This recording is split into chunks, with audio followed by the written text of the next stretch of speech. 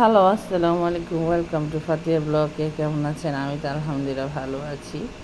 তো সেদিন কালকে দেখতে পাচ্ছেন যে আমার বড়পুর আসছিল, তো আমার মেজো আব্বু আসছে, তো সবাই আসছে।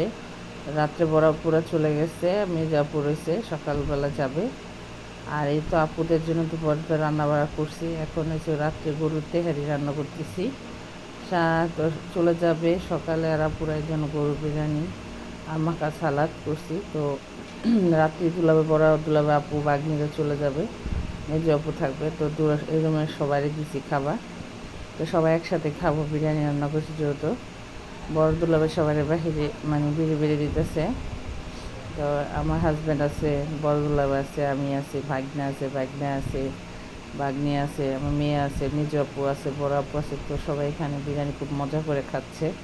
তো আপুরা এসে খাওয়া দাওয়া করে চলে যাবে রাত্রে। আর তো বড় আপুরা তো চলে গেছে, আর এটা হচ্ছে সকালে। মেজো আপু আছে, মেজো আপু দুপুরে 1টার দিকে চলে যাবে, ছেলেকে নিয়ে চিটাগাং চলে যাবে, থাকবে না। আর এই তো সকালে ওর বাবা নাস্তা দিয়ে গেছে, হালুয়া, রুটি, ভাজি। তো আমি আবার নুডলস করছি। আপু আর আমরা সবাই একসাথে নাস্তা করতেছিলাম। নাস্তা খাবো, নাস্তা খাওয়া একটু বাজারে যাবো, বাজার থেকে আইসা রান্না করব। তো মেজো আপু এখানে বসে বসে শাক কাটতেছিল, বৈশাখ। তো শুটকিতে শাক খাবে, খাওয়া দাওয়া করে চলে যাবে। তো তাড়াতাড়ি করতেছে, আপু কাইটা কুটে গেছি। তো খাওয়া দাওয়া করে আপুরা চলে যাবে।